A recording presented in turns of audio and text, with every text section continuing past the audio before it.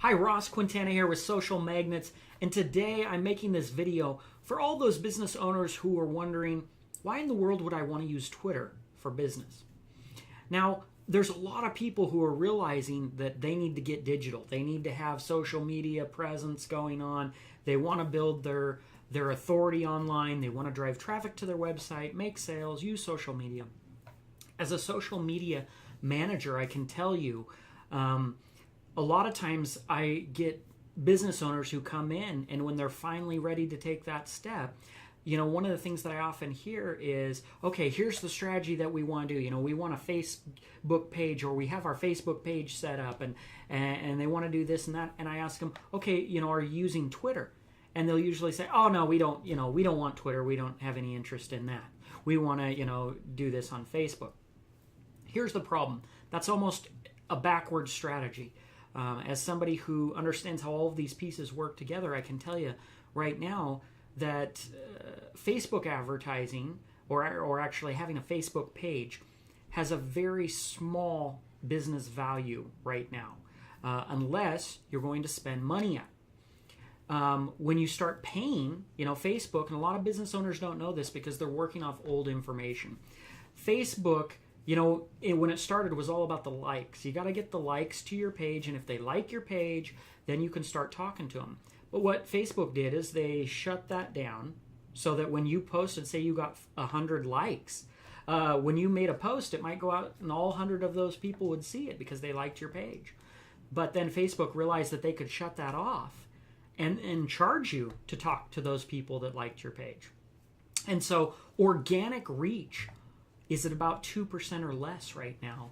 So if you spend all your time, and a lot of small business owners don't know this because they just hear about Facebook and they're like, well, I got to get on Facebook and I need to get likes on my page, and how many likes do I have? And it's like, well, that's an old game that you're playing, and that game doesn't work very well, especially if you don't want to spend any money.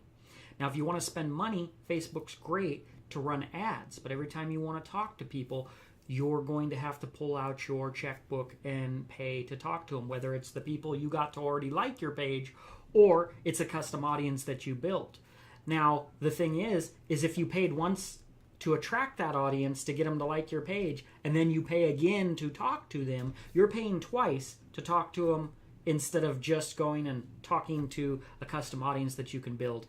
And that's probably a smarter shortcut instead of paying twice. But the fact is if you don't want to pay, Twitter is one of the last great places for organic business value. If you want to go build an audience and it's cumulative, you don't have to pay every time. In a way, that's why they've kind of failed monetizing Twitter, if you've heard about that in the news, because their ads aren't, they're not as cost effective as Facebook. Facebook has more data on people, so you can make a more specific audience that's targeted exactly to what you're looking for and who your prospects are, and it costs less. So they're playing the game wrong on that side. But don't be confused that Twitter isn't doing good because of the news that you hear, because Twitter is absolutely my first stop for building social media followings and targeted audiences. And here's why. There's a few reasons why it works a little different than other platforms that make it so special. And here's the thing. If you don't understand how it works, just because you have an account or you sent out some tweets, it may produce almost no ROI for you. The majority of people, even business owners, really don't know how to use Twitter to really make it produce results for them. And it is a powerhouse when it comes to building targeted audiences, driving traffic, generating leads, converting to sales. Like, it can do all of those things, but you got to know how to do it. And it's definitely my first stop and kind of the engine that drives all of the other social platforms. Now, there's some specialty cases where things like Instagram's very hot right now, and that may be a great place, but it's more visual focused, but still it's hard to beat everything that Twitter can do. And here's why. Twitter, when you dig into it, works on a timely feed and a short feed. And why people go to Twitter is different than why they go to Facebook. It's about their mindset and the attention that you're vying for. All marketing is a vie for attention. Now, when you're on Facebook, you're competing with the grandparents, with the funny cat pictures, with the cute birthday pictures of their family and friends and all of that. And it's going to be really hard for you to stand out when you're selling a product or service. And that's not really what they want when they go there. Now, when you compare that to Twitter, Twitter is a little more unique. People go there for news. They go there for resources, to find and consume content quickly, which means that's why lists and things do good on there. 3 tips to, save money on your heating bill. Okay? Someone might look at that, and they're probably not going to look for that on Facebook. So if you're a heating company and you're selling, new furnaces, those type of tips make absolute sense on Twitter. They're easy to consume. They're quick to consume. You might take them over to your website or your blog and use your content marketing strategy to convert them into a potential sale. And the other thing is the way it's designed. The premise of Twitter is that you follow people to get information, right? That's why people follow celebrities on Twitter. They follow hashtags on certain topics or events. They want to know what's going on. They want resources. This is great for business. It's not the same as going on to Facebook. Even if it's a Facebook business page, they're not on Facebook, the platform, just for business. They're there for their friends and family and coworkers and relationships and all this other stuff that you're competing with. So you're an afterthought, and oftentimes an advertisement there may be annoying. So you got to know how to do it right on every platform. And this goes to the core principle that a lot of times business owners just don't know what they're doing. Do-it-yourself social media, just because you can press send on a tweet, doesn't mean it's going to work or do anything for your business. And you can waste a lot of time going nowhere. And for a lot of business owners, that's what they've done. They've got on, they've wasted a day playing around on Twitter, and then they've come to the conclusion that it was a waste of their day and they didn't get anything from it. But you just don't know how to use it. The other thing is sometimes they'll turn to an intern or someone and say, hey, cool, you're young, you're 20 years old, let's just hire you, you can do our social media. That is usually a really bad idea. Just because somebody is 20 years old doesn't mean that they understand how to get business value out of social media because they talk to their friends on there. The third piece is you go out there and you get emails and you look on there and someone says, hey, I can run your social media for $50 a month or $100 a month. And you hire them and they do a little bit of stuff and nothing really happens. Well, guess what? Again, there's tons of companies. I don't know how many times I see marketing agents, even legitimate marketing agencies, and they sell social media services. But the people who run it absolutely don't know really what they're doing on social media. And if you look at their company accounts, they've got 100 followers or less than 1,000 followers. And if your expectation is to get more than that, if they can't do it for themselves, they probably can't do it for you. So that's called social proof. You want to talk to people. I've generated over 500,000 followers on Twitter for a handful of brands. And my own account, I have over 124,000 followers. So, people, yes, they can go out and buy fake followers, and it's easy to look and see if their account is legitimate or not. There's tools out there that'll show you if they're fake followers. But the fact is you should have some social proof. So when you're hiring people, you kind of want to see, can they do it for themselves? If they're not doing it for themselves, trust me, they're probably not going to make it rain for your business. So you have to make 2 choices when you're a business owner. You have to decide, am I going to do this myself or am I going to hire somebody else? And there's 2 different strategies there. If you're doing it for yourself, you have to know what information is really accurate, because people operate off old information. What really works? Have the people actually used this information? Is this information on the blog post you're reading actually been used to generate a whole bunch of followers? Or did the person already have followers because of other reasons? And then they're writing about it and saying, oh, this is how, or did they actually learn how to do this? Or did they do it, 10 years ago or 5 years ago and things have changed? All these are things you got to kind of be educated. If you're going to go and make a decision to hire anybody, you got to be educated. And that includes hiring yourself. You got to vet the information. You got to know if it's going to work. Otherwise, it just takes too much time. That leads to the other piece, which is you either have more time or you have more money. And if you don't have the time, you might throw money at it. That's why people hire people. It's why people pay for advertising, because they don't have the time to build their network. They want to just pay to run an ad, and hopefully something happens because someone else already built that network. Those are the two things. Now, before we dig into that, I just want to tell you real quick, here's the things that that continue to make Twitter powerful for business.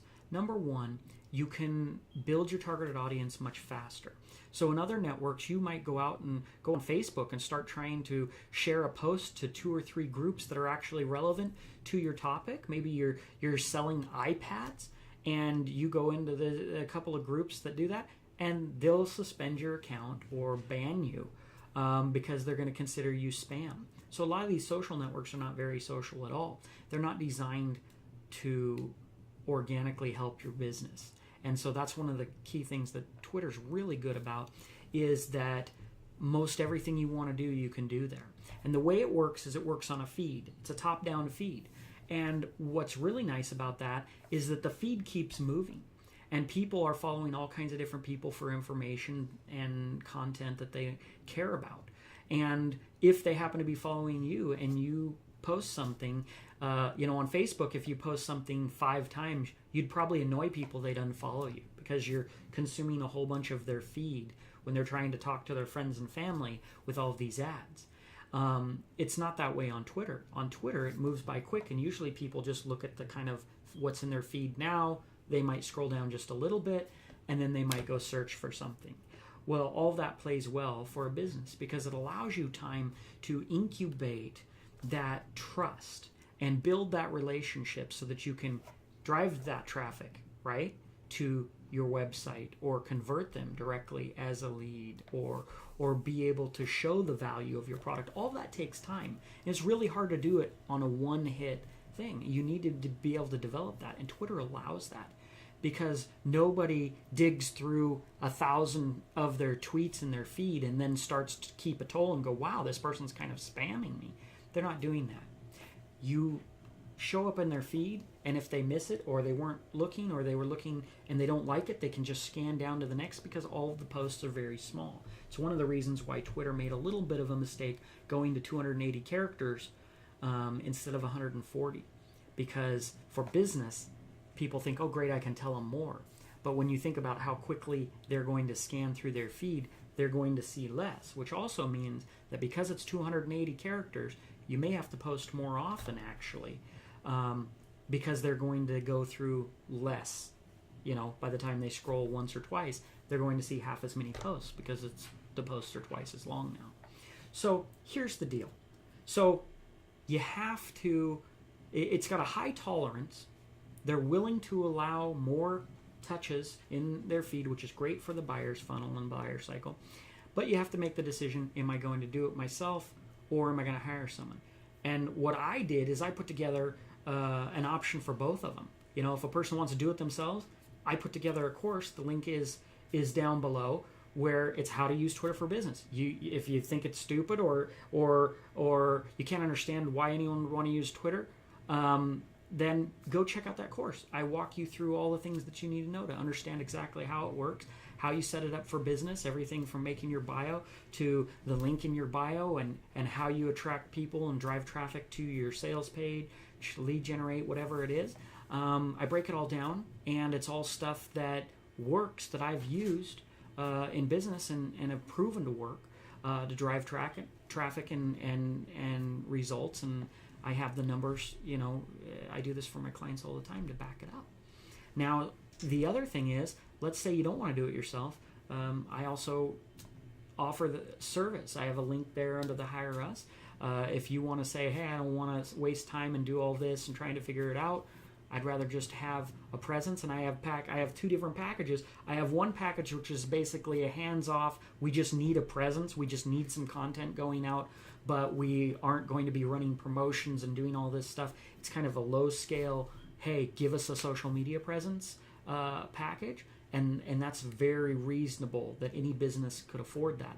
And then if you want more of a hands-on, we want to make social media a big deal, and we want to grow even faster, and we want to run campaigns, or we want you to write content for us that gets shared and that can drive leads and all that, I have those packages too.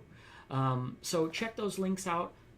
I hope that I kind of lifted up the veil in this blog post and in this video. This video is part of a blog post, embedded in a blog post on Medium, so you can check it out there. And if you have questions, reach out to me and connect with me. I'd love to answer your questions.